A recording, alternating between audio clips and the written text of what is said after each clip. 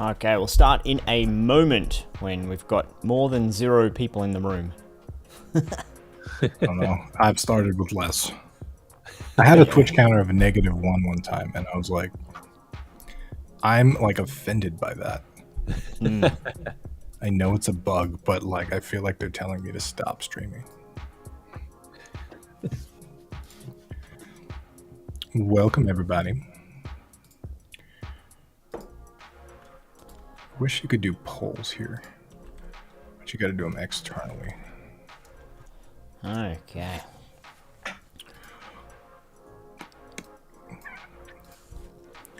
Welcome on in. If you're coming in and you're interested in the subject and you have things that are on your mind, or you just there's something that you want to chat about, you want to kind of hear our take on it, feel free to just post it in the chat. We'll take a look. We've got ethics is a weird conversation sometimes, so we're gonna do our best to kind of talk about this as a real. We'll get to it, but we're taking it seriously. We're trying to It'll be real. Yeah.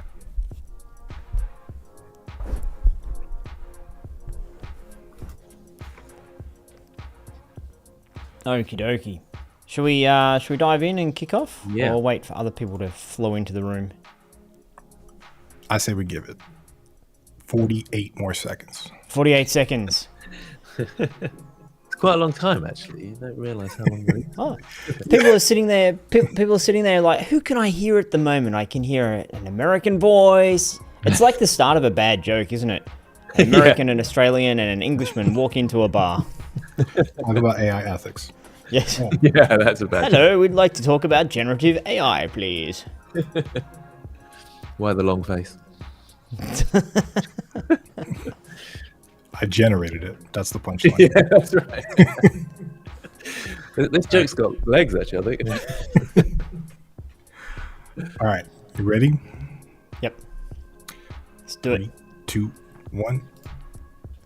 Hi, everyone. Today we're talking about generative AI. We're talking about the ethics around it. And in particular, at GameDev.tv, we're really trying to understand where our community is coming from, what we're concerned about, what the future is going to hold for us. And we were starting to go down the path of saying, let's make 1 million great courses teaching generative AI, but we've put that on pause, saying, let's understand it more fully before we go down that path, particularly the legalities of it, particularly the ethics of it, and particularly what it means in terms of people who might be displaced with their job. And in particular, there's a lot of particulars today. In particular, looking at what we can do. So if you're in that category of, I'm worried I'm going to lose my job, I've been learning art, and then, is art all going to go away? We're going to talk about that a little bit today, so that we can formulate a plan together. We want this to be as public as possible. We don't want to be doing this just inside our 4 walls of our organization. We want this to be community instructed in terms of what direction we go in. So I want to start our conversation by talking about a couple of the things we've seen in the media of late. I'll give 2 examples. One, I saw that I didn't see this. Tim Ruswick actually showed me this. Tim, did you want to talk about what the Japanese government has announced recently? It doesn't necessarily affect us, but it's just one data point of how people are trying to respond to what's going on in the new generative AI category. Yeah, good. So first of all, I'm not actually aware of anybody outside of Japan that's made like an actual legal announcement on AI. There's been things that have come up. I know there was a paper that people were urging to pause for 6 months. But none of this has been like official. It's all been kind of unofficial up until this point. But there was a statement recently released by it was the Agency for Cultural Affairs and Cabinet Office in Japan about the relationship between AI and copyright. And they had a couple things. One, they said that AI can be used for learning research, but not for infringement.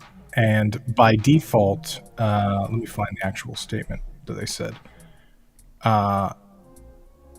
It was essentially that AI artwork cannot be copyrighted. It cannot have a copyright. And therefore, if you generate artwork that infringes on another copyright, it's similar, it looks similar, feels similar. so on and so forth, that you can be sued for copyright violation. So that's one of the legal aspects of it, and this is an interesting take on it. I think Japan specifically has been affected quite a bit because of anime. There's a lot of anime that comes out of there. And anime is one of the things that generative AI actually does really well. So it's kind of displacement in a little bit, but yeah, it was interesting. I think they're the first one to actually step up and do some kind of legal issue. So I do think there's two sides of it, though. There's a legal side and then there's an ethical side, right? So right now it's legally a Wild West, but ethically people are starting to, look into stuff or pick sides or do all this stuff. And we're going to talk about all that as well. I've got another data point that I found super interesting, which is, and this goes into the other side of things, which is the ethical side of the conversation. And that is, if I can get my screen sharing here, and this is some box cover art for Duke Nukem 1 and 2 remaster. And the publisher apologizes and removes the AI cover art, mostly because the community out there said, hang on a minute, you're using AI art for your cover for these remasters. That's not cool. And the publisher saying, oh, sorry about that. So I think for me, that's an example of the community saying, we're not for this. And so then let's talk a little bit about ethics. Should the Duke Nukem people who created Duke Nukem, it's their IP, they own it, be able to go into an AI tool like Midjourney or Stable Diffusion, draw upon what all of the internet has provided, whether they gave permission or not, and then create cover art that's for their IP, but wasn't created by an actual artist. So the court of the internet, if you will, I don't know if that's the right terminology, but public opinion said you're not allowed to do that. And they're like, oh, we don't want to get in trouble for this. We don't want a backlash. We don't want to be cancelled. So let's take that down. Sorry about that. That's the reason they would have known about it. They're like, oh, we had no idea, but surely. But it's their IP. Who were they copying on that? So I think this gets right down in the nitty gritty of where are we drawing the line in the sand? Right. Is it just no AI art allowed? Or is it you have to do it if it's legal? Or let's dive into that, the meat of the conversation. What's okay ethically and what's not? Yeah, so this comment from chat, we should go ahead and turn on chat. I guess that would be helpful.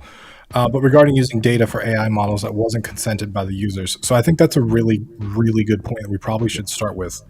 What are the AI models? How do they work? And then do they, or should they, require consent?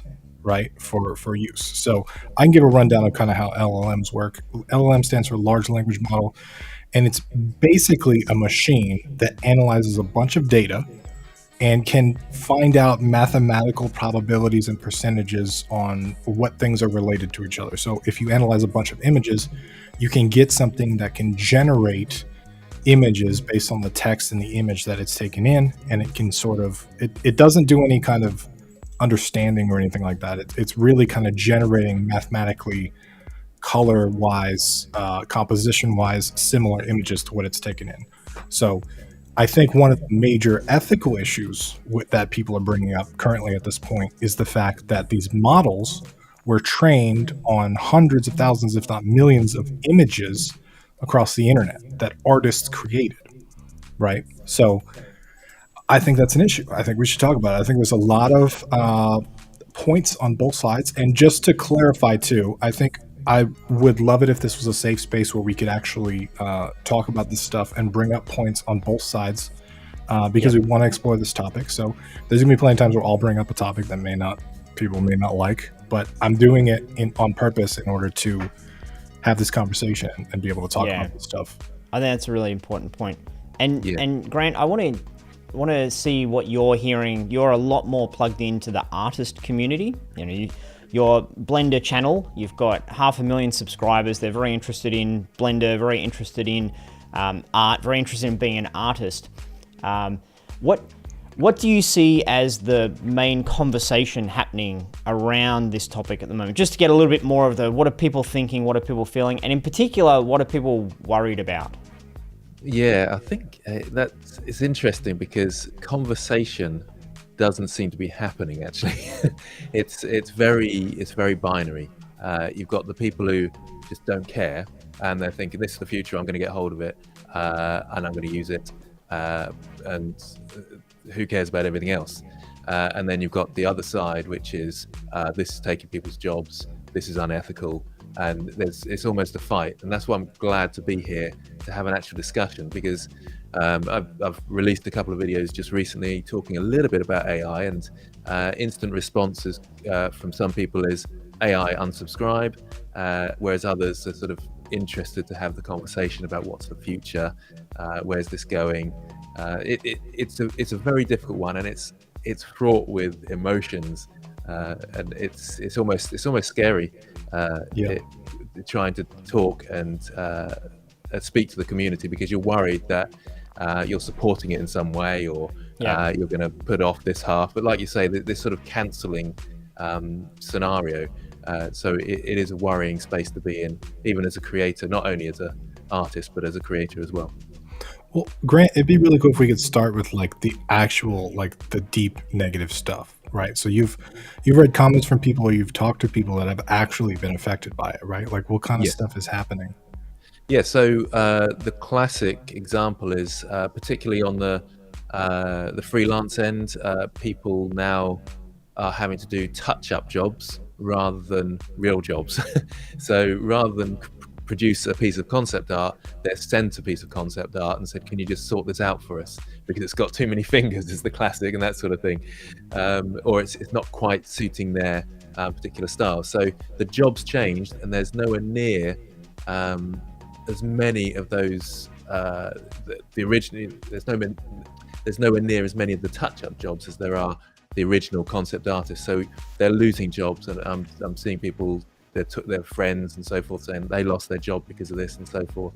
So there's definitely job losses out there, and I think that's the worst thing, isn't it? The impact that it has on the workplace and the workforce. The ethics is important, and I think we'll talk about that more in a moment, but that's going to stir up the hatred and the fear and the anger. Well, and from some perspectives, not only is it eliminating artistic creative jobs, but it's also doing so from one side's perspective of stealing art from artists to train these models, right? That's right. So it's kind of, when you see it from that perspective, it's like that's an evil doomsday tool of like, how could the corporations do this? But like, I think for me, there's a different level of ethics with this, because there's the fact that it's scraped all these images, but when it gets worse, because you can type in an artist's name, as I'm sure lots of people realize, and it will come out with that person's style. And in fact, we were talking about the Japanese government coming out with that statement. They're trying to stop that from happening. They're saying that if something looks like someone's art, and it's sort of like, this is clearly ripped off from this person's art, then that is copyright infringement. And I think that's quite a good step forward. And I'm quite impressed with the Japanese government for taking that step, because I think that's where it gets really, ethically, that's just not, it just doesn't seem right to say, type in Grant Abbott's art, not that that's what you want to be typing in, it's not that great, but and then come out with something that is is recognizable as my style, if I had a particular style. And that's quite upsetting for those artists, and it's not, I don't think, really very good for and that would be the first line I would draw in the sand. And we're trying to have this as our philosophy when we're out there teaching people game development, is it's not okay to use generative AI and say, please make it look exactly like this artist. Like that's an easy limitation to put on yourself. I don't think you're sacrificing a lot. And I think that is copying. And you could do that yourself by looking at Grant Abbott's art and saying, I like that. I'll go and recreate that myself with my own sort of imperfections. But that's using it as reference, and that's using it as inspiration. And I think if you get there and you say to AI, make it look exactly like that person's content, I think that at this stage, with all the things we know right now today, there's so many caveats on this whole conversation. It's like, this is what we think today. It could change in a month's time. But today, I don't think that is okay. And I think as a community, we shouldn't do that. We shouldn't be typing in, make it look exactly like that person's artwork, because that's their artwork, that's their style, that's what they've worked on. If you're going more generic, if you're going more like a genre or a concept, make it look abstract or make it look impressionist. I think that sort of philosophy is okay because that's an art style. That's not one person's particular, in our industry, it could be make it look exactly like Blackthorn Prod, because they've got a very particular style, with their dark outlines around it. And I don't think that is okay to do that. I think we should draw that line in the sand and say, hey, community, don't go and do that because that's not cool. Yeah, Rick, to play devil's advocate on that a little bit too, this is kind of the contention point, I think. Like, this specific point is brought up a lot on both sides. So, like, when I'm learning art, right, two big really inspirations for my art style personally was South Park and then The Binding of Isaac, right? So those two things, it's kind of this cute, like, flat style that I really, really like. And I've practiced that art over and over and over again, and I made a card game and I did a bunch of stuff with it, right? Now AI comes along and they can do kind of the same thing. So I can just type in a prompt, Binding of Isaac, South Park, whatever, and I can generate an image, right? So technically the machine has done the same thing I've done. They've studied a bunch of images, they've went over it, and they've learned from it, and then they've generated new images. It's not algorithmic. It does not take pieces of those images and assemble them differently. It actually generates from scratch a new image based on the compositional data that it has. And so people on the other side of the argument would say, like, that's the same thing humans are doing. Why is that a problem? Like, why does this line get drawn here? Yep. I guess you could start there. I was gonna say I have a rebuttal to that, but answer my own question. Yeah, we're going down deep into the how do we use it, and we're still, where are we up here and down here?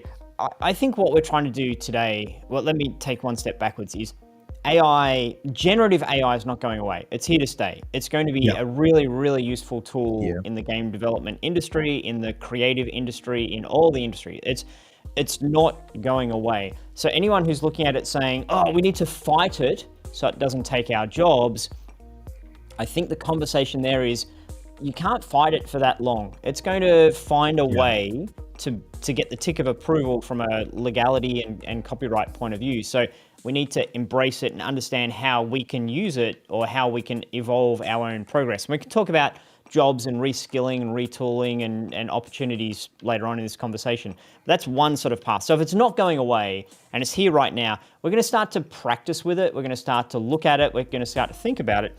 And as an organization, we're not yet out there pushing it and teaching it in general, because we're pumping the brakes and saying, let's just stop a moment and understand it more fully, what the implications are. But if it's not going away and we're starting to play with it, maybe we can have our own rules today that we think personally are ethically okay. And there was a question in chat before, how do you enforce it if you say, let's not type in an artist's name? You can't enforce these things. This is an ethical conversation. Like, I don't think as an indie game developer, anyone's ever going to knock on your door and say, is that AI art? If it's not blatantly obvious that you've gone and copied someone, no one's going to come and say, I'm suing you. It's like, Tim, your example of South Park's great. It's like, yeah, there's a million examples of flat images. South Park's just one example of that happening. So I think as people who are practicing as students, we're not going to get in trouble using AI because we're doing it for ourselves. We're learning. We're using ChatGPT to become better programmers. We're using Midjourney or Stable Diffusion to get some art into our game so it doesn't look like programmer art that we created ourselves. And we're practicing and we're learning. When it comes to publishing that game, that's a different conversation. Commercially, we need to be careful about that because there could be copyrighted images that we've unknowingly drawn from. So there's a conversation of what do we do as students and as indie game developers practicing our craft. And I think using AI is okay if it's to improve yourself. But we need a couple of ethical guidelines where we say, don't go and blatantly rip off someone. You can get away with it, but let's not do that. for today. And then as time moves on, we might expand those rules so they're a little bit more precise and a little bit more, binding. But yeah, So to clarify, that's not like a rule that say everybody should use. That's like one of the things that you've come up with that you think is kind of where you're I think at with this is it. one of those things. I think that's one of those things that we can say as a community. Let's push that particular agenda. Okay. Let's try to be let's try to respect the artists by not completely ripping them off, while the whole industry figures out was it scraped? Is it legal? Did we get permission for it? Like, the lawyers and the organizations are figuring out that stuff. We're not going to be able to change how Midjourney builds its database, I don't think. But what we can change is just within our own community, let's be respectful of how we use it. Let's not be obviously trying to rip someone off, I think. And I just want to remind everybody that we could go into complicated territory here. So I just want to bring that up before I bring up this comment, which from Dustin, he says, entire superposition of being unethical stems from the belief that artists own their styles. We don't, we never have, we own our individual works. So that's kind of the copyright law side of it, right? And I think one of the things that happened recently was there was a lawsuit with, what's his name? Ed Sheeran, where somebody had sued him for copyright infringement for one of his songs. And what they found was that he used 4 different chords, and those chords are building blocks of music. They cannot be copyrighted because they're so kind of universal to music, right? I personally, I kind of see art style as a similar sort of thing. Like, you can't, and just like this comment says, like, you don't really own the style. You can get famous for the style, right? Like, people can come to know it as your style. And there's definitely people like who's Dan Paladin from the Behemoth. He did the Behemoth. He did art for Castle Crashers and Pit People and Alien Hominid. Like, that is a very distinct style, and I love that style. And he's got, it's like this unicorn pooping out cupcakes kind of like wacky craziness that I absolutely love. And Binding of Isaac and South Park are the only 2 things that I can think of that are similar to that style, but that's definitely his style. Like, but does he own that style? Legally, he does not own the style, right? He owns the works that he's created.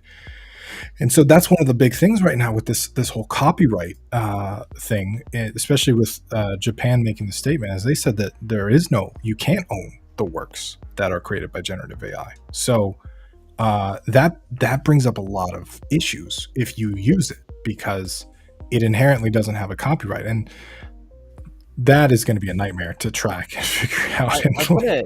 I've got another example, Tim, that I read recently. This is a conversation about Greg Rutkowski, I think that's correct, like a really well-known artist who does illustration for D&D. So, you open up your D&D book or characters. It's very iconic. It's very like, oh yeah, that looks D&D, just the painterly style of it. And apparently his name is trending as a prompt. And I think some of the auto prompts within some of the tools, I don't understand fully exactly because I haven't dug into it, but this article talks about it a little bit, plus something gross there. Talks about how there's now a convention or now a standard approach within the industry to use his name as a prompt. And so, his livelihood that's been built upon this particular style, people are saying, I'm just going to stand on his shoulders and he gets nothing for it. So I think that's when it gets very, very specific, that I'm going to create something that, it's different to something he's ever created, but I'm deliberately trying to do his style and him in his way. And so I think, again, it's the conversation of ethics versus legalities. I'm pretty sure if you really, really dug into it, you would see that some of his images have been used to train the model. I'm sure he didn't say, yeah, that's okay to do that. I think that's the core of it, right? So if he consented to his images being used to train the model, people using his name to generate images wouldn't be that big of a deal, right? Because I knew what I was getting into, right? But I think it's the whole consent conversation, is that this is a new technology, and things were done with this technology that were technically legal right? But they were not ethical.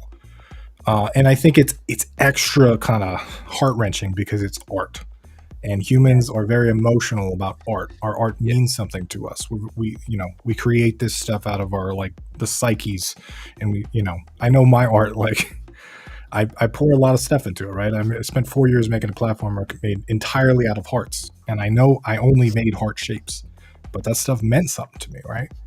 So I totally get where's that coming from, right?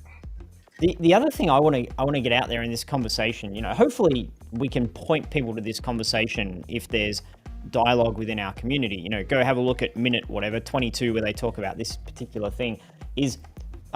I live in fear of cancel culture because it's often not founded in truth. It's often founded in someone had an opinion, and then the mob of the internet comes along and says, "Oh, I'm really mad about that." It's like, do you understand that? I understand enough that you did something wrong, but what? I don't. And so I think it's natural for people to have things they're worried about, concerned about, upset about. But then often the avenue for taking out that upset is not founded. It's not. We're lashing out at whoever comes in front of us first. Whoever's like, okay, we're going to go get those people. So I think this is part of what organizations are facing as well, and communities are facing as well. And part of it is looking after our own interests, GameDev.tv interests, and part of it's looking after the interests of people in our community. If you put a game out there, even if it's just a fun little game jam game that you put online on itch, you're like, hey, here it is. And the mob of the internet says, hang on a minute, something about that doesn't fit with what we think is in the right side of the line that we've drawn, we're going to come after you. I think it's a real legal system today, the court of the internet, like the Twitter opinion, the cancel culture. So I think we need to be mindful of that, whether it's ethically right or wrong, whether it's legally right or wrong. There's the what will people think about it. So I just want to caution folks out there who are rushing headlong into AI, is just be careful that you're not doing something that will provoke a response. So again, if you're doing things to learn, if you're doing things as a student, if you're doing things where maybe you play around in Mid-Journey, like, hey, that's really cool. You take it into Photoshop, you modify it, you've put some effort into making it your own thing. You're not blatantly ripping off someone. It's not that's obviously that person's style, and you've created it yourself, then I think you're going to be okay. I think that falls in the right side of the court of public opinion. That was the terminology I was going for.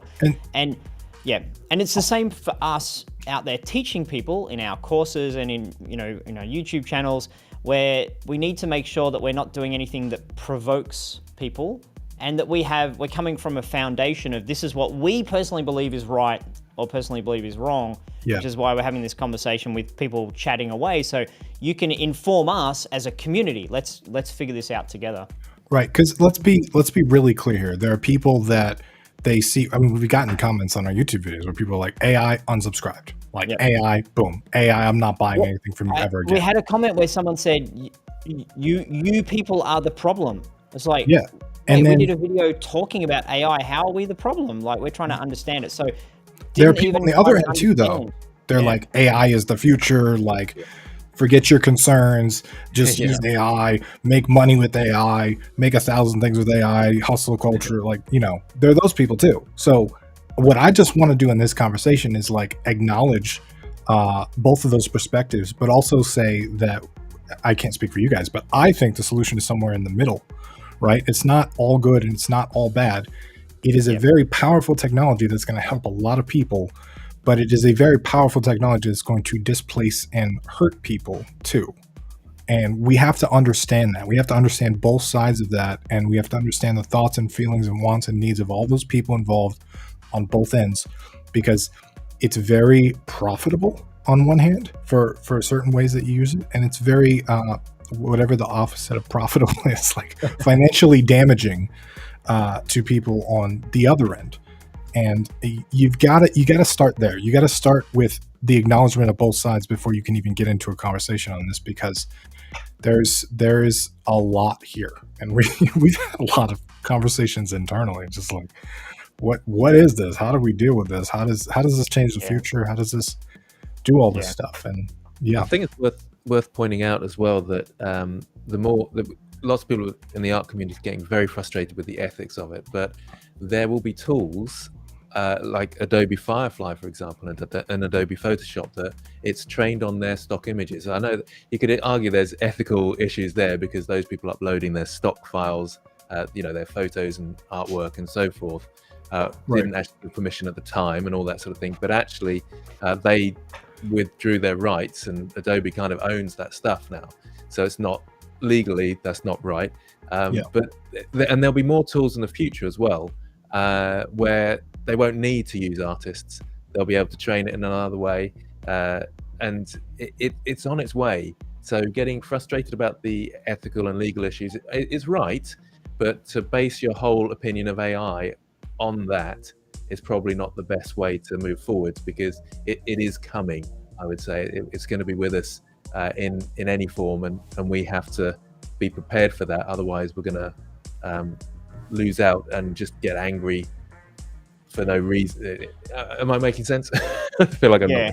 Yeah. I think what you're doing is giving us another data point. And again, this is why we pushed pause. If you guys remember, guys watching, so if you folks watching remember, there was, I think 3 months ago, there was a letter that was signed by a lot of, prominent folks saying we should pause for 6 months on all things to do with AI, or in terms of building more complex models, to understand it, to get legislation in place, to get rules around this.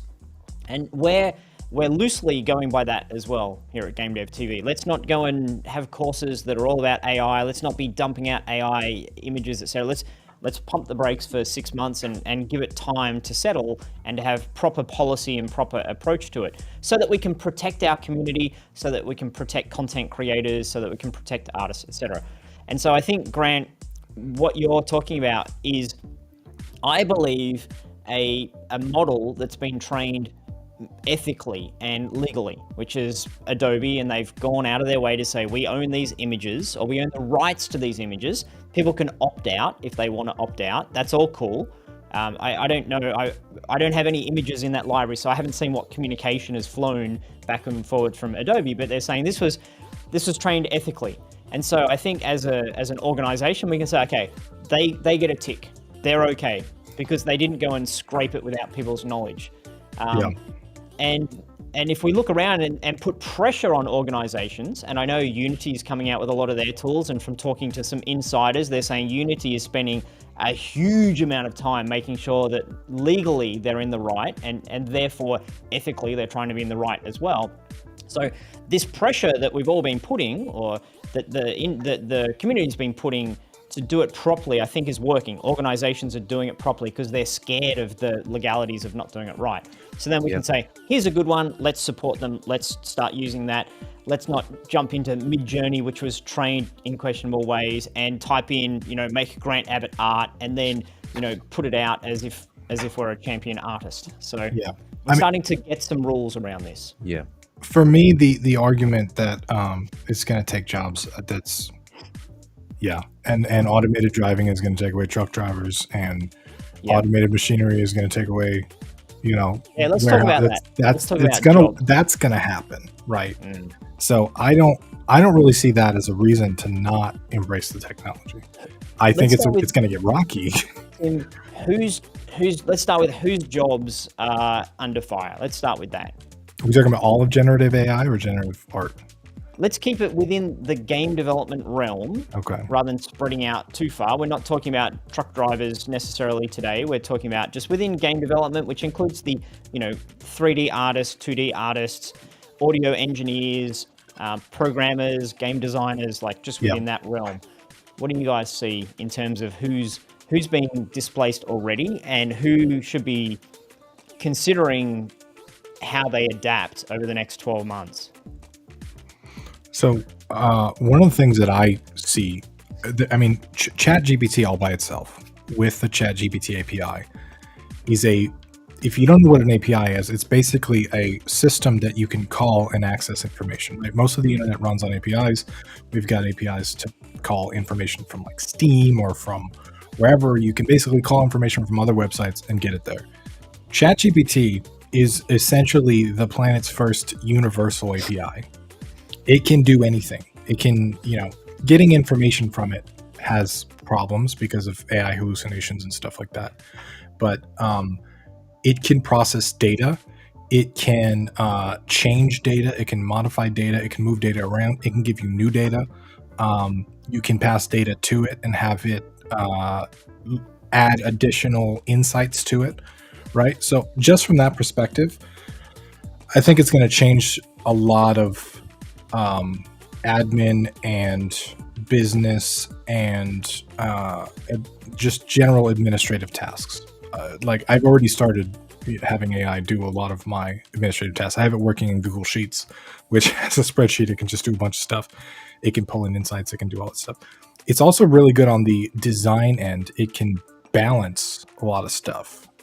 Math isn't its strong suit, but it can generate ideas and it can balance stats for units, and it can give really good starting points. So that stuff I don't necessarily see as job replacing. I see it as job augmenting. So like maybe there are some AAA teams that have like an entire job dedicated to balancing stats for units. But most of the time that's like an additional function of the designer or somebody working on the game. So that's just going to be like a tool that they use. I do think art is probably the bigger stuff, and Grant's probably a better person to speak to some of that stuff. Yeah, like I was saying earlier, that there are jobs created by it, but there's more jobs being lost to it.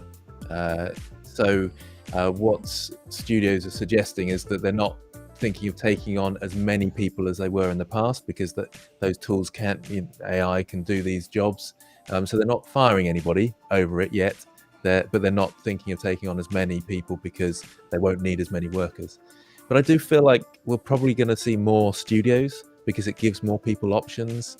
There's part of me that's actually very excited for this, even though I feel like my job as a 3D artist I don't know quite what it's going to look like in, let's say, 3 or 5 years time. But I do feel like it gives me an opportunity to go back to what I originally became a 3D artist for, which was to make films or to make games. And it gives me an opportunity to go straight for that process rather than having to specialize in one particular area. It's breaking down the barriers, which new technology often does. But I'm sure lots of people will have arguments against that as well. But there's a part of me that's hopeful of that, certainly. Cash-strapped indies is one of the places this technology really, really helps, right? Because it can do a lot of stuff. That's a little bit of the elephant in the room is, I think if you're in category A, you're like, oh my goodness, I can now do all this without having to pay for other people. And if you're in category B, you're like, hang on, I'm the person you would have paid. And so the bulk of our particular community, and we need to keep this focused, I think, on our community, because that's, we can only impact so much with what we're up to in life, is this is going to be great. If you're really good at programming, but not so good at art, now you've got an advantage where you can put in some placeholder art more easily than you could have. You've always been able to go by asset packs, and that filters some money to the people who created the asset packs. So we've always had those options, but it gives you a few more options. But I don't think that's necessarily going to change dramatically what you do. You'll be able to go get some audio assets, but you could have got audio assets anyway. So it's going to speed things up and help you there. In terms of beginner programmers or intermediate programmers, I guess, it's fantastic because I sit there and I'm like, hang on a minute, how do I go about doing this? I'm not quite sure the code for this. ChatGPT gives me an idea. And if I can read that code, then I know how to change it, modify it, improve it, and integrate it into the rest of my project. So you need to have a base level of understanding, I think, but then you can use these tools to speed things up and to help you out and have like a consultant, an assistant, a friend to bounce ideas with. I think that's where it's very, very useful. There's a little bit of people fighting it and saying, you should employ humans. We should band together and make sure our jobs are safe. I don't think that's a long-term strategy because we live in a capitalist world, and if an organization has a faster, better, improved way of doing things, they're not going to pay for people if people aren't the efficient, effective way of doing it. Well, let's be honest, cheaper too is the main. Yeah. That's what the corporations are looking at, and it I is think cheaper. I think some organizations will get there and say, oh, wow, we can trim our costs by having less people, because we can say, okay, we need one grant instead of 4 grants. And Grant, you can now do the work of 4 people by using AI to help you. Like, wow, that's fantastic. That's the way some organizations will go. I think other organizations will say, before we could produce one thing in a month, let's produce 4 things in a month. Instead of having four less people, let's be 4 times more productive or speedy, get to market quicker, have a bigger, better product. And I think on AAA teams, I don't see in the next 12 months, I don't see AAA teams like slashing their number of people down to 1/3. I think they're going to get there and say, how do we get 2 games to market instead of just 1? Right. I think the same thing is going to happen with indies. And I think something similar happened with when the internet and piracy kind of hit, and with all the movie industries, is like, we're going to see a lot of games come out with AI art. And people are going to say, hey, those 1,000 games came out with AI art, therefore 1,000 artists didn't have a job. But I don't think that's true. I think those games would never have existed if it wasn't so easy to generate art and code. I think the reason you take on projects like that are now because there's a new normal with how complicated it is to make a project. It's still complicated. It's still up there. It's just a lot more accessible than it was before. I know personally, just personally, in the last year or so, I've taken on a few creative projects of my own that I never would have attempted without AI art, because I just like I can't do that stuff for AI, like especially card games and stuff like that. What am I supposed to? I'm not gonna. I don't have the money to hire an artist to illustrate each individual card. But you know, I can make projects that I like now and generate AI art. Now, whether or not they can be commercial and whether or not that's ethical to do all that, we're still figuring all that out. But I know personally, creatively, I love being able to generate stuff at a glance and being able to see it and kind of and learn stuff as well. Yeah. Like the things that we can learn, you learn by doing. I believe you learn by doing. So if you get there and you try to make a thing, you're like, I'm terrible at this. This is hard. I don't know what I'm doing. Then you stop. But if you have a way of getting through that phase to the next phase, then you can really tap into your creativity. Well, let's talk a little bit about if someone's worried they're going to lose their job. What should they be doing? Today, what should they be focusing on? Maybe we can brainstorm that. So if folks watching now, they're like, oh, I hate AI because it's going to take my job. Cool, well then it's going to take your job. You can hate that, but it's going to happen. So what do we do? I got asked that exact question just a few hours ago by somebody who said, I'm 13 years old. Is there any point going into the 3D industry? Wow. It's a tough one, but I really do feel like there's still a place for artists. But I feel like we need to, you shouldn't focus on specialisms so much. You should have a general idea of all these different things. So become even more of a generalist. Then you can adapt more easily to where things go. And a wider understanding will mean that you can use the AI tools in order to help you in those areas that you're not so sure about. The irony of this whole thing is that what should you do if AI is replacing your job? You should learn how to use it. Yeah. And it's like, you know, I can imagine the emotionally charged feelings that come from this thing taking away a job that you love, and then realizing logically the best thing to do is actually learn this technology and embrace it. But it's not going away, and people that know this stuff are going to be in high demand. I saw a thing on Twitter. I don't know if this is real or not, because nobody knows if anything's real on the internet, but a job posting for $300,000 a year for a prompt engineer generating stuff like that. Like, prompt engineering is gonna be the skill of the next decade for sure. It is going to be a very important skill. You're not going to need to know. I think artists in general, the people that can understand color composition and what looks good and what kind of feels good, they're going to have a lot easier time sorting through a lot of this stuff. But the people that can learn to talk to the AI as you need to talk to it to get the stuff out of it that you want, I think they're going to be in high demand. I think that, you know, there is a just like a programmer, a really good programmer can write code that's like art. and it can be a modular piece of 3-line code that does an amazing thing.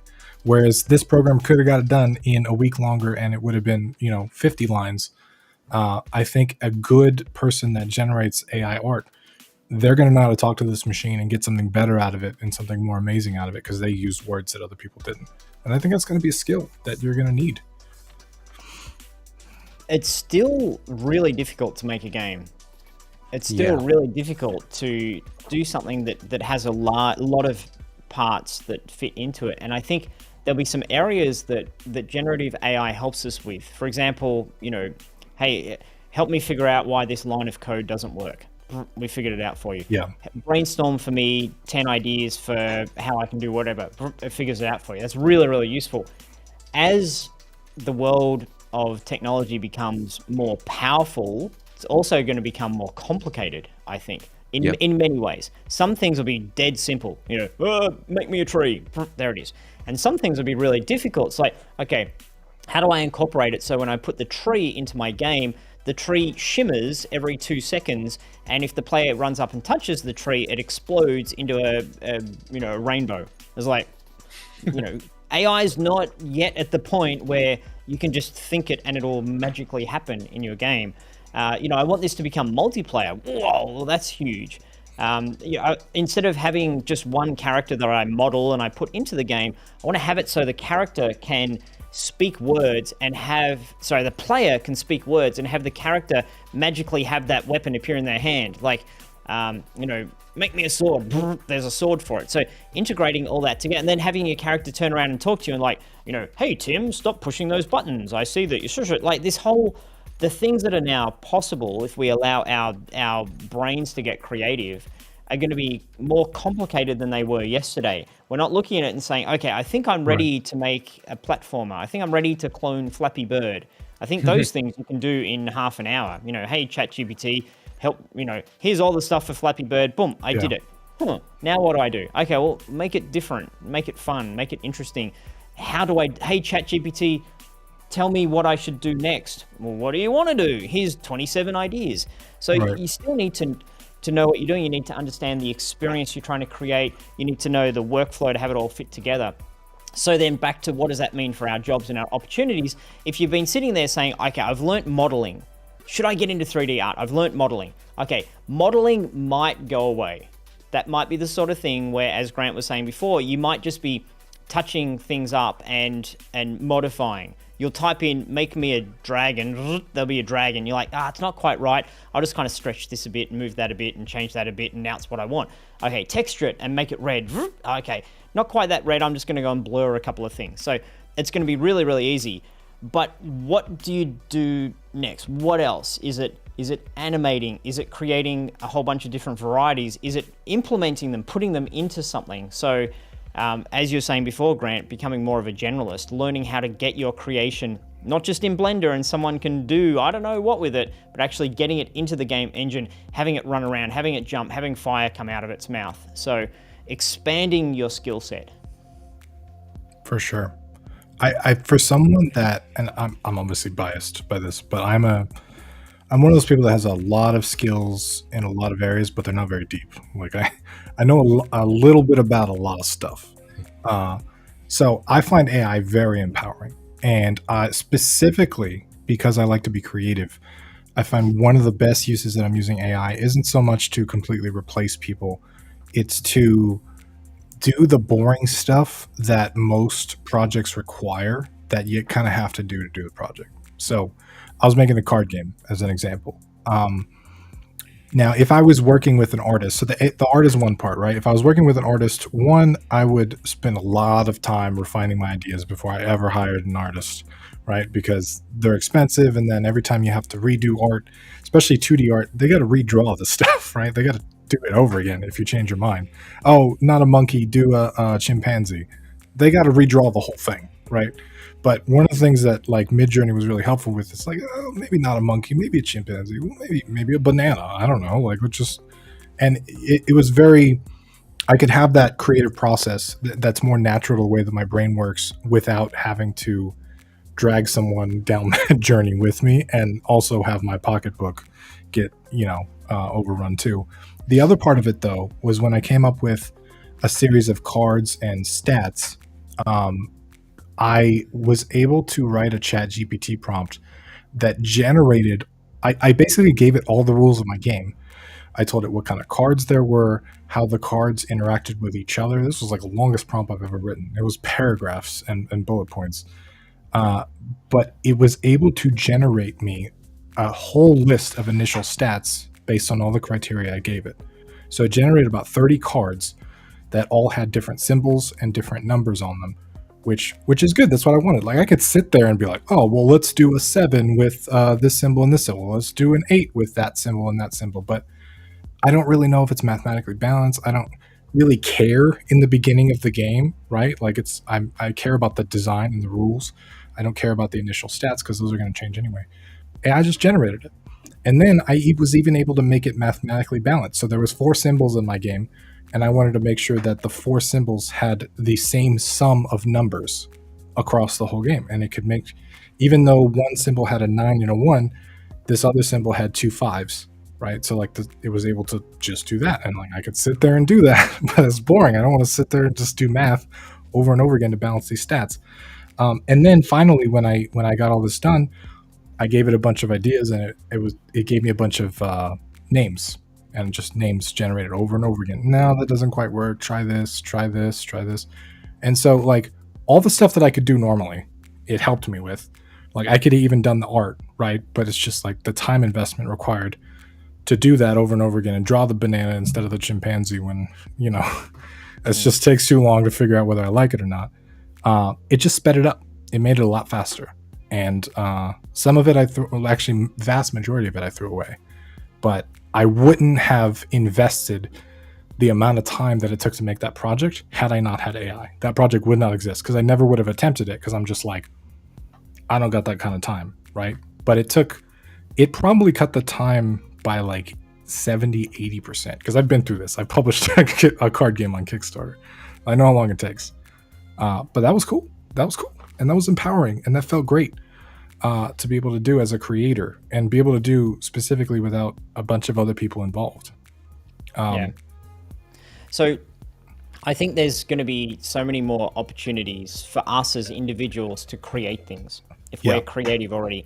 So then if you're not very creative, then there's tools to help you with that, which is good. It's an advantage there. Jump into ChatGPT or similar, start to get some ideas. If you're not sure how to implement something, then learn how to implement it and broaden your skill set. So that's one path of the I'm going to be losing my opportunities in the future from a job point of view. The one thing I'd like to say as well is that it's not all about jobs. Whenever we ask our community, there's a good 15, 20% of our particular community like, I'm learning game development because I want to have a career in game development. I want this to be the primary way that I earn money, whether it's by making my own games and launching them, having an indie experience out there, or getting a job in a game studio. However, there's lots and lots of people that are learning game development as a hobby, just for fun. It's like, I've always wanted to make a game. I've always had that RPG that I always wanted to make. I want to learn how to do it. And it's a sense of accomplishment and achievement of doing that. And I'd say if you're in that category, even if you can go and generate things from a machine, still learn how to do it yourself and make it yourself. If you take joy in modeling, then go and model. It's like you can go to the store and buy a bowl, for $1. Or you can learn pottery, get your hands in the clay and make your own bowl and put it in the, whatever you put it in, and fire it up. I guess it is the kiln. Put it in the kiln, fire it up, and then you'll look, I made a pot or a vase or whatever you made. And there's the joy in creation with your hands. So I think we need to make sure we don't get too swept up in, but everyone's going to lose their jobs. Some people may, but there'll be more jobs open up. There'll be changes, reskilling, etc. There's that conversation, but don't lose the love of what you do, the hobby that you do, just because AI can do it for you. Like if you want to be really good at coding, do the code. Don't go and just ask ChatGPT for the answer. Then you're not learning as deeply as if you go and figure it out yourself. Right. And I do think the people that generate the best stuff are the people that really understand what they're trying to generate, for sure. I've noticed that with ChatGPT and code and stuff like that. If the more specific I am on the output that I want, the better the results I get. So like you can ask ChatGPT for a character controller, right? Or you can ask ChatGPT for a character controller with very specific settings and gravity settings and the way that it reacts and all this other stuff, and it'll give it to you. But if you don't know that you need that stuff because you haven't been down that road of creating a character controller before, you're going to get subpar results when this machine could deliver something else just as easily that's better. I've got a question for you, Tim and Grant, and also for anyone watching right at the moment in the comments. I think we've established that there's questions around Stable Diffusion, Midjourney, etc. in terms of the art models. Were they trained in a way that we think is ethical or legal? There's questions around that. We've talked about that a little bit, and there's some gray areas. So our recommendation is use the tools that state, we've done this the right way. And at the moment, it's just Adobe that seems to be coming out and saying that, although I think there's more coming down the pipe that will. Okay, what are your thoughts, and what are the thoughts of folks in chat about ChatGPT? Is it ethically okay? Was it trained suitably, or has it gone and stolen the blood, sweat, and tears from the folks of the internet without asking their permission? So therefore, are we at the point where we say ChatGPT gets a tick, or it gets a cross at the moment? And I'm going to ask you about a couple more in a moment as well. But for now, ChatGPT, yay or nay for getting the approval? Yeah. Grant, what do you think? From my point of view, I haven't seen the same arguments against ChatGPT that I have against the art, which is strange because it's kind of the same, I suppose. But I suppose you can't copy a direct author. In fact, you can copy a directly make this sound like this author, write it in this style, can't you? And people haven't been fussing about that for some reason as they have the art. I think it has to do with the emotional reaction to visual art. I do think there are writers that feel that way, by the way. My wife, Alyssa, is a writer, and she's really bummed about it. Working on a novel, and now people can just generate a writer. But I think most humans are very visual. We've got 5 senses, but I think we use one of them, and we put a lot more weight and value on what we see than what we hear, feel, all that stuff. And I think art invokes emotion in us, and we feel it. And artists are they get famous based on the emotional visual stuff they create, right? Their stuff appears in movies and TV shows and video games, and they've created a thing that's just being visually copied, right? Where you can't look at text a lot of times and know that it's being visually copied, but you can make that kind of same. So it looks similar to that. ChatGPT, right? Tick or cross? And it might be, I don't know. That's okay. But in terms of that tool, what do you feel today? Specifically with the ethical issues of scraping? Ethical and legality. So we want to make sure that we protect our community. And if we say to them, it's totally legal to use ChatGPT, obviously we're not ChatGPT. It's just our opinion. I don't think we can be legally binding based upon our idea, our opinion at the moment, but we're trying to protect people from issues. Yeah. And also the court of public opinion. At the moment, the court of public opinion seems to be saying ChatGPT is okay. And the copyright conversation seems to be ChatGPT is okay. But what do we feel personally? Do we feel it's okay the way it's been created? I don't think there's a way to create ChatGPT by getting permission from everybody. And I don't think there's a way to get permission from everybody before ChatGPT exists. I think it's a chicken and egg problem. So for what, in my personal opinion, unrelated to anyone else, for what it's done for humanity and the way that OpenAI has handled it so far, I think it's a very good first step, and I will gladly use it.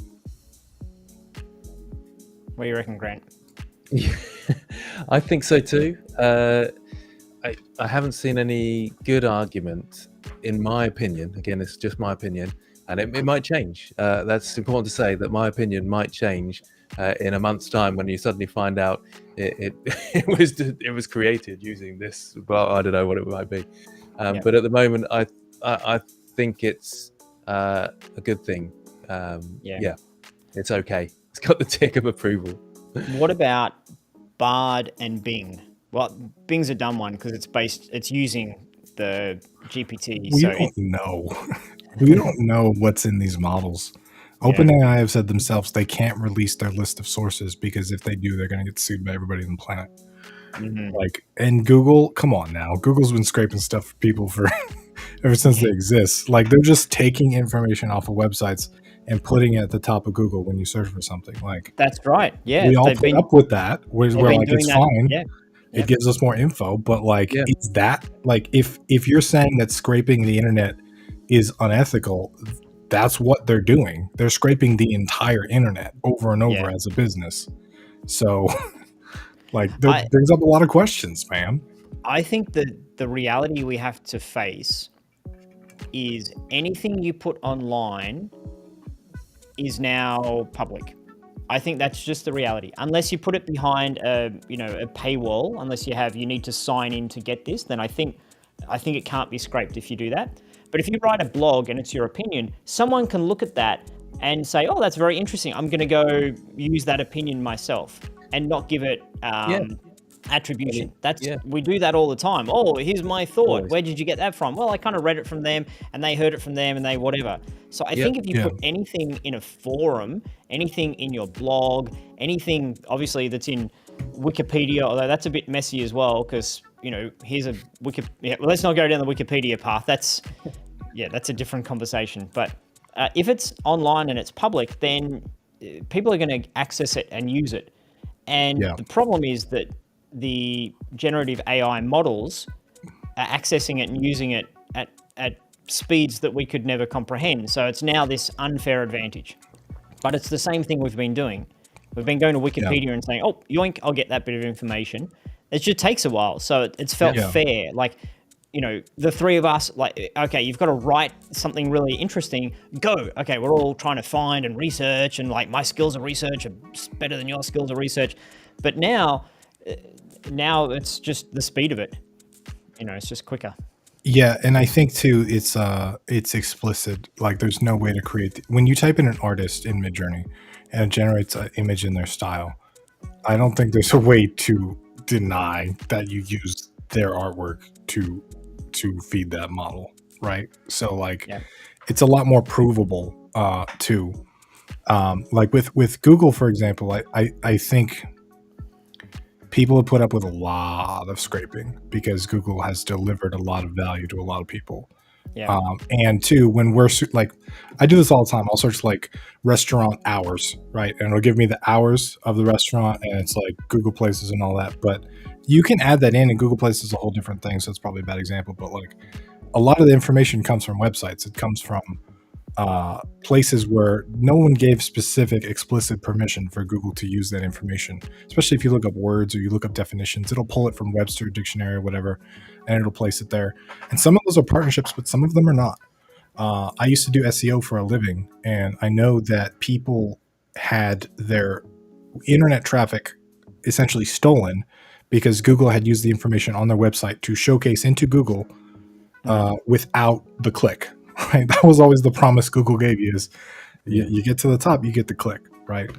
But now you're right. It's a unfathomable scale, especially for like GPT-4 and stuff like that. And I do think there's a little bit of us versus them in there too. Of like these corporations have now created this universal tool that displaces entire industries, and it's kind of unfair because those tools exist only because the work of millions of people, right? And they're just like, boop, we created this thing. Now it can generate all the stuff you could do.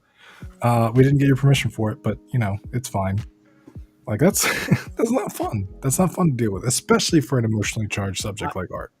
I think there's been enough examples in recent history, of a disruptive technology displacing a lot of people.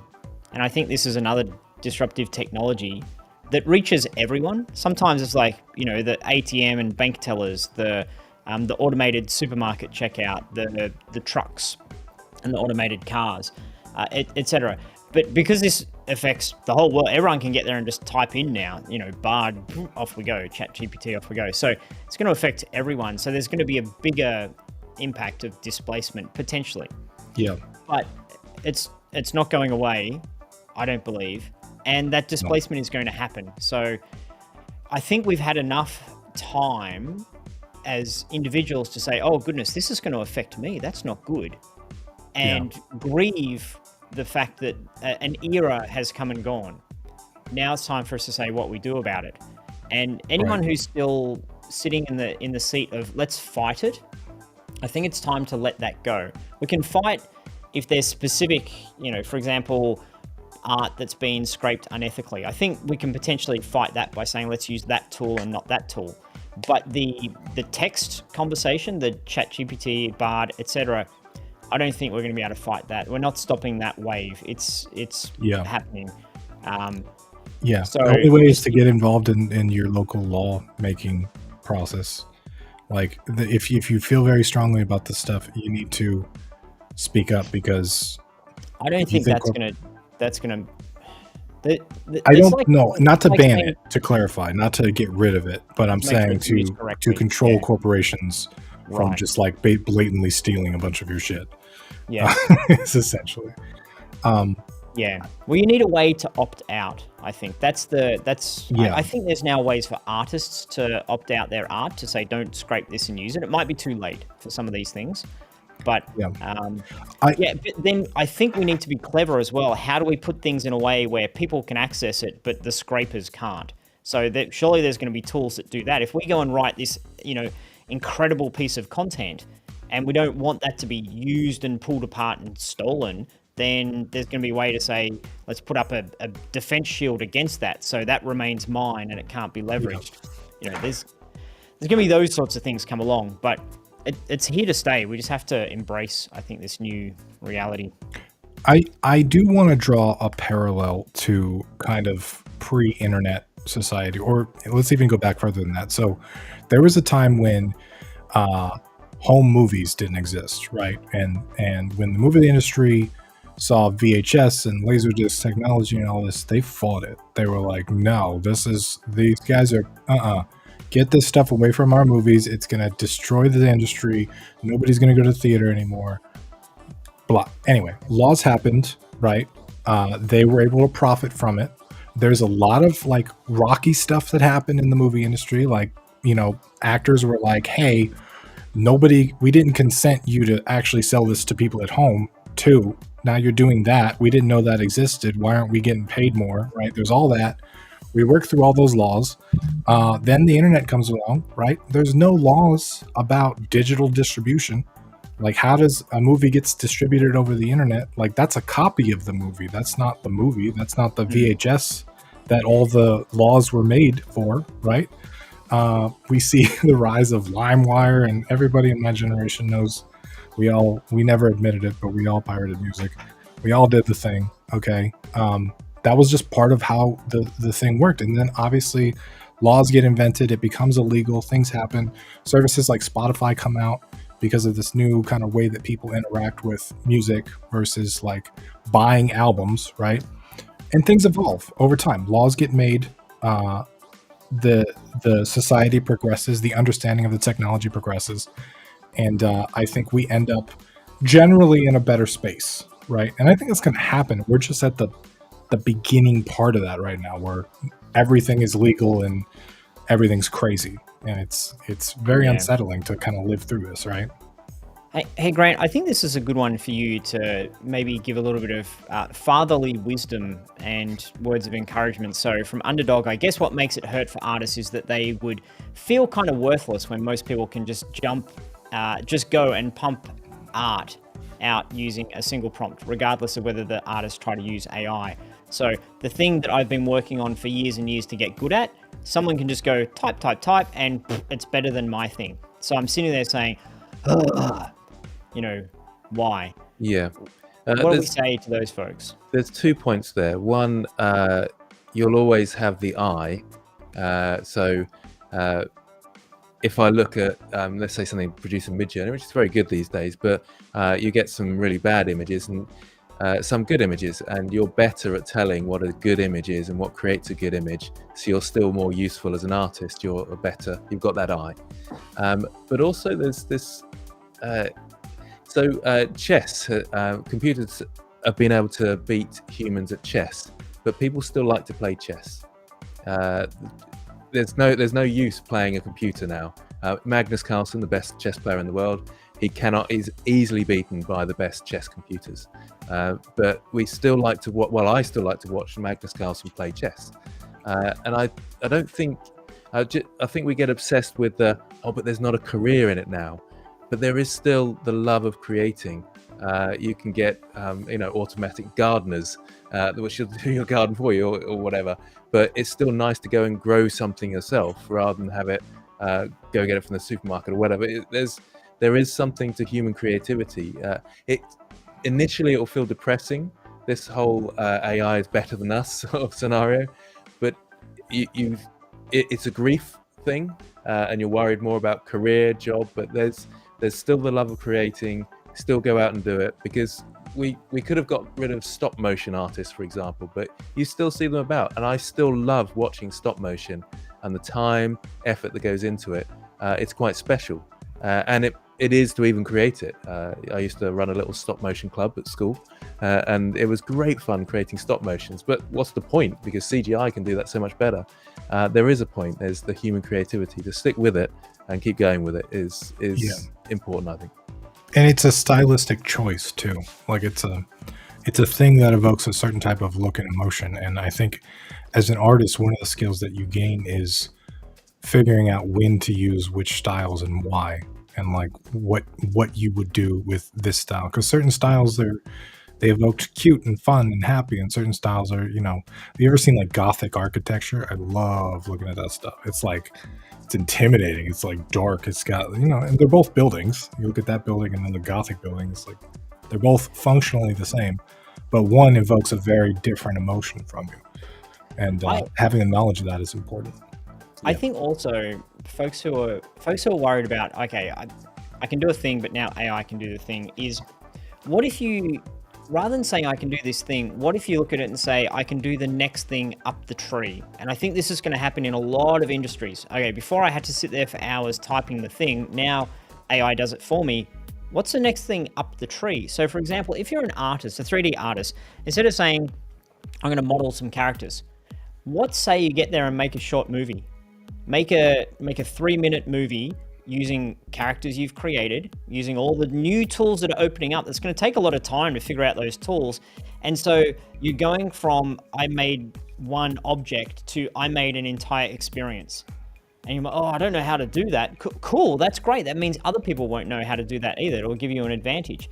And so then you have a value potentially in the industry, is saying, how we used to make cutscenes in our games, and we'd need a whole bunch of people to do that. Hey, I've now got the skills to do that more quickly than the whole bunch of people. So, that's displacing those folks, but you're the person with the skill set to come in. And you're like, oh, that's not fair, that's displacing them. Well, they can do the same thing. They can go off and find something else where they push themselves up. So have a look around and say, how can I now do double what I used to do? If you can do double what you used to do, you're more valuable than you were yesterday or last year.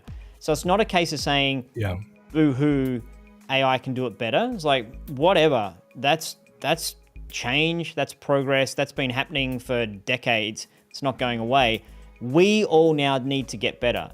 We all now need to be more productive and produce better output so that we're valuable, so that organizations say, I want that person who can solve this thing for us. And the examples I was giving before, rather than having 3 selectable characters, we've got 300 selectable characters. And it didn't mean having less people on the team, it meant having a way better product for our end user. So I think that's the way we need to be thinking. We've also talked about communication skills. I think they're going to increase in importance. Tim's talked about prompt engineering, so there's the whole interacting with AI. Grant, you've talked a little bit about having touch-up skills, so that might be outside of your current area of expertise. I'm an amazing modeler, not so good at textures. Okay, well, modeling you're going to be doing less of, but you now need to look after the rigging and the texturing and the animating if you want to be competitive. I can do the whole character process when you come along. Because people who can do the whole character process will be more valuable than someone who can only do the rigging. And that part might be mostly AI done in the future. So these are all the things we need to look at from an art point of view, I think, to stay relevant. Yeah, and Tim, as you said before, just I think using AI for your own personal use is okay. Be careful what you publish out there in the world, but use it for your own personal use, and then you'll find ways to say, okay, I can do ABC. I'm going to go position myself for an employer as I can do ABC because I know how to use it. I'd be curious to hear if there's anybody in the chat that's very anti-AI completely, or they have major ethical problems with it. And if so, I would love if they would post them in the chat if there's anything that we haven't covered and talked about. But I think these are going to be ongoing conversations. We'll probably have a few more of these because it is a conversation. And I know like my perspective on it has evolved a bunch as we've talked about it. And I think it's going to keep evolving. But I want to hear from people that are different from me because I am surrounded by people that are similar to me. We're all game devs. A lot of us have, are multitaskers. So yeah, if there are other people out there. Yeah, and what is it? Like, let us know precisely. What should we be trying to educate people about, and what should we be avoiding, and what should we be not doing? Because we're genuine when we say this. We're not out. This is not a PR stunt. We're like, how do we as a community do the right thing? And so this is the opportunity for folks to help shape us and yeah, for sure. I mean, from my perspective, the major point is these AI models were trained without consent of their creators. That seems to be the major single ethical point. If there are other points in that, let us know, because I think the ethical concern is probably going to go away as new models come out that are trained with consent, right? So that's a plus for me. I think the concern of people are going to lose their jobs, that's not something that we can stop. That's not something that, like, that's not unethical, immoral, illegal to make a thing that's better than humans. Like, that's the part that we can't stop. We just have to mourn that and move on, I think. Yeah. And this is also a conversation if folks want us to dig more into so you're worried that, you won't need to know Blender in the future. What do you do as your job? I think that's the sort of thing that we can talk about as well, or we can create courses about, or how do you reskill, or what are the opportunities today? How do you get ahead of the competitors? Because game development is super competitive. It's always been competitive. It's really difficult to get into. You have to be the best of the best in so many ways. Yeah, I think we're seeing a lot of sentiment like this, right? AI art makes me sad. Yeah. Alex said it literally came for everything I can do. I'm trying to be okay, but I'm really not. Like, I think we're seeing a lot of comments that aren't necessarily a logical argument against the technology. It's just they're hurt by it. Like, they're scared because this technology is changing the world that they grew up scaling up in, right? And I don't blame you. If you built a robot to like perfectly do one single maze all by itself, and then you change the maze, the robot's going to have a hard time doing that, right? Like, it wasn't built for that. It wasn't all of its life experience was not built for a second maze. It was built for the first one. And AI is a thing that changes up the maze on us. It changes the goalposts. It changes the value of skills. We don't, it's like when I played Yu-Gi-Oh back in the day in Magic the Gathering, when you would trade cards, you could get good deals because like you would know the value of a card, but they wouldn't. So you could trade them like a low value card for their high value card, right? And I got back into it a few years ago, and whenever people would trade, they'd be like, "What's your trade value on that card?" And they'd look up the values, and then they trade based on a mathematical value of the card. And I was like, that kind of took away the fun of it for me because I was like, everybody's just like, they know the value of the cards the whole time, right? And so it's a drastic shift in how that whole economy worked. And there was real knowledge. There was value in learning the knowledge of all the cards because you could gain an advantage based on that knowledge. The second that knowledge is available to everybody, there's no longer an advantage there. But it does make sure that people don't get ripped off and stuff like that too. So it changes the ecosystem, and changes are uncomfortable generally, almost always. Like we don't like change. We're very, cyclical, repetitive beings, and I get it. And especially with the art stuff, it makes me sad sometimes too. I think I'm coming at this from dealing with this for months and months and months, and I've been up and down, and I've literally went down the rabbit hole of like, oh my God, AI, what's the point of anything? Like AI is just going to change everything. Like what, I should drop everything I'm doing and only focus on that. And then I've been like, I don't want to go near it. I want to go outside and go camping, pretend it doesn't exist.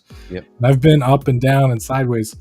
So I'm kind of coming at it more of like, if there's 5 stages of grief, I'm in the probably the acceptance stage at this point. I've been through that. I too am scared for the future. I felt very comfortable before AI came along. I thought, oh, everything's going nicely. I've got the 3D animation. It's just plodding along, drawing, chatting to the community and stuff. Oh, my world's going to be disrupted, and I'm honestly scared by it, definitely. But I think I feel like it's so important that to see the positive side of it, even if there isn't any, because if there isn't one, we're all going to die or whatever it is. I'd rather think we weren't for a while and be happy for that little while. So I always stick on the optimistic side. It may seem naive, stupid, but it can just eat you up otherwise. It can, and it is a grief setting, isn't it? It's sort of, and I'm at the acceptance as well and trying to be positive about it. What are the opportunities? But I can certainly understand that people are upset, particularly in the art community, and I'm feeling exactly what they're feeling. Lottie brought up a good point here, actually. I never thought about that, but the difficulty of hiring artists when their portfolio could be AI generated. That was something I never considered before, but yeah. I'm wondering whether we're going to get tools in the future which will spot AI. At the moment, I feel like you can spot it still, although it's getting harder as it gets better. It's sort of opinion, though. Like someone could have an art style similar to an AI generated style. And the other thing is you can take the stylization off of something like Midjourney. There's an actual parameter for it. So you can remove the kind of Midjourney flavor from it. So I don't think there's any actual way. I think this is the interesting thing, the opportunity for folks. It's always been competitive. This is the important thing for us to remember, that talking about portfolios, well, you need to have a better portfolio than that person. And if you do, you win the battle of getting the job. The competitiveness is just going to shift now. If everyone's able to make great portfolios, then it's not going to be the portfolio that's the differentiator.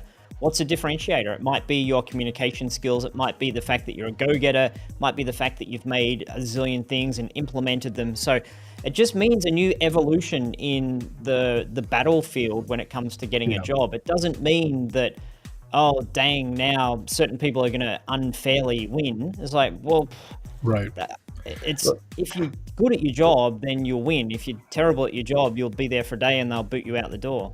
Also on that, even they've had for ages actual tests. So if you say you're a 3D artist and you've got this amazing portfolio, you could have downloaded all those models, and so they'll actually have a test for you to see if you're a good artist or not. But this is it, Grant. I think what does it mean to be a good artist will change, because if they're saying you need to model us 10 characters, it might be like, well, why do I need to model them? Like click, click, boop, boop, boop, boop. There you go. There's your 10. Look how amazing I am. Oh, that's what we need. So I think that part it's a really important distinction, right? So there is the art form of creating a thing, and then there is the final product.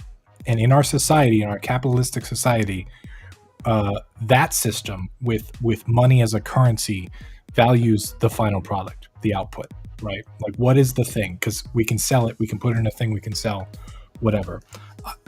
There is also the art form of creating a thing, right? I went to a thing in like West Virginia a couple years ago, and it was like a old Civil War like reenactment town, and they had a blacksmith there.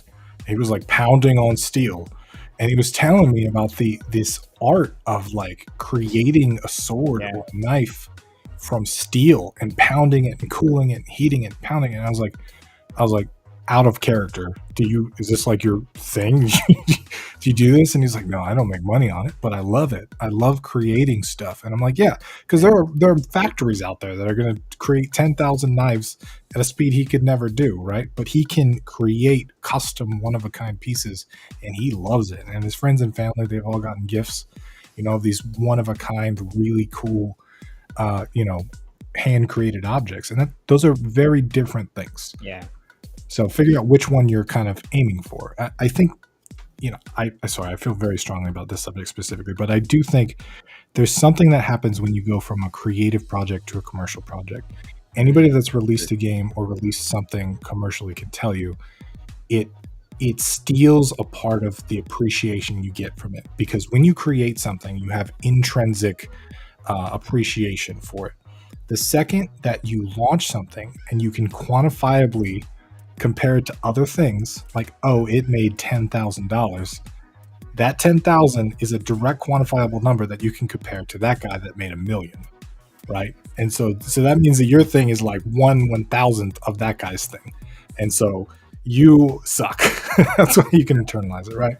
But when you're creating for the art of creating, then I think it's a different kind of form. And it doesn't matter if you use AI art. You're not doing it for the final product. You're doing it for the process, and you're doing it for the internal kind of intrinsic motivation. So tons of great conversation today, tons of great chat. Thanks for everyone in the chat. Time for wrapping it up. Tim, Grant, start with you. One last comment to leave folks with based upon what we've talked about today. I want to remind people about the Japanese government and what the road they've gone down, because I think that's worth reading that. Can we put a link to that in the description? Because I think that's where most other governments are going to go. So if you want to sort of think, where are we headed with this legal issue? What should I be thinking about? I think that's one thing to take away from this chat. Have a look at that thread, because I think that's where it's headed legally. It is in Japanese, just so you know. I think other governments, I think other governments are going to take on board the same. In my opinion, I'm not saying that, but I think that's where every other government's going to go down that sort of line. Yeah. Tim, your last thought for today? Such a big topic to have a last thought for, but I would say that. I would say generally, if you use AI for your own personal use and you use it to learn stuff and you use it to like mess with stuff and get ideas, I don't think there's anything wrong with it. Plenty of people. I don't think it hurts anybody personally. I could be wrong about that, and I may change my opinion in the future. I reserve that right for sure. But as long as you're not making money on it, doing a commercial project, I think you're fine using it. Yeah. And my last comment would be for folks who are worried from a job point of view, I would say the game industry has always been super competitive, and you've always had to be one step ahead of the other people wanting the job. This is just another example of that. So don't be sad about, well, what I was doing yesterday is no longer relevant. Embrace the fact that you've got a foundation and find what it is that you need to do to be at the front of the line. And it's not going to be by doing the things that people were doing yesterday. Throw a resume over to someone and hope for the best. Give them your portfolio and hope for the best. That's not going to be the way it'll work for getting a job. So don't lose heart. Don't be despondent by it. Understand it. Get good at something. If you're good at something, if you're valuable, then there'll be tons of opportunities. Have an abundance mentality. That's what we're all trying to do, an abundance mentality. There's plenty of jobs to go around. There's plenty of money to go around. There's plenty of opportunities to go around. So don't look at this as a negative situation where, well, that's just going to put an X through a whole bunch of things. Look at it through an abundance mindset and work hard at what it is that you enjoy doing, and there'll be opportunities. Can I, one last thing actually, I was just going to say, I'm really impressed with how the comments and the audience, how well this has gone as a discussion. Slightly nervous that we'd get someone hating at us.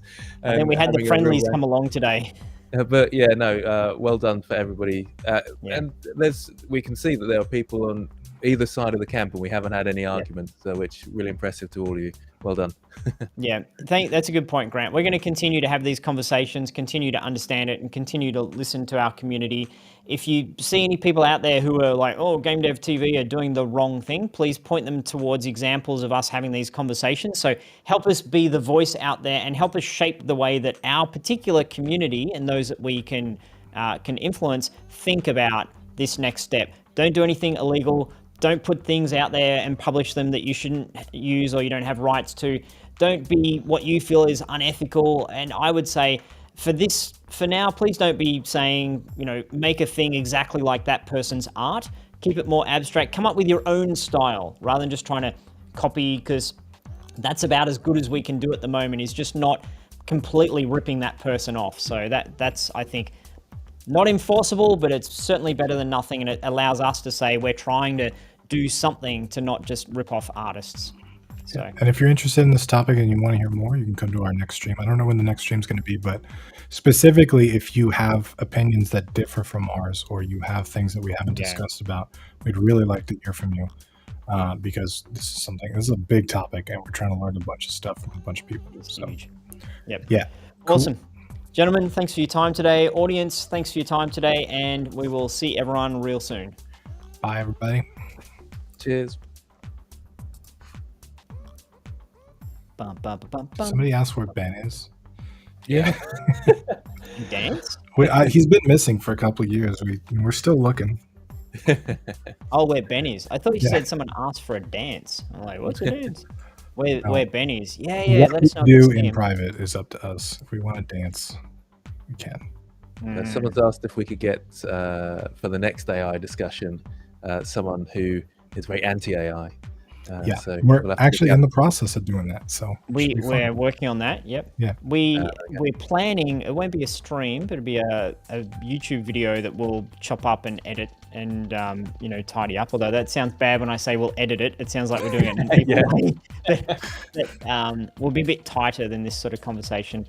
We're looking to speak with someone who's a professional voice actor. So getting their take on what this means for them.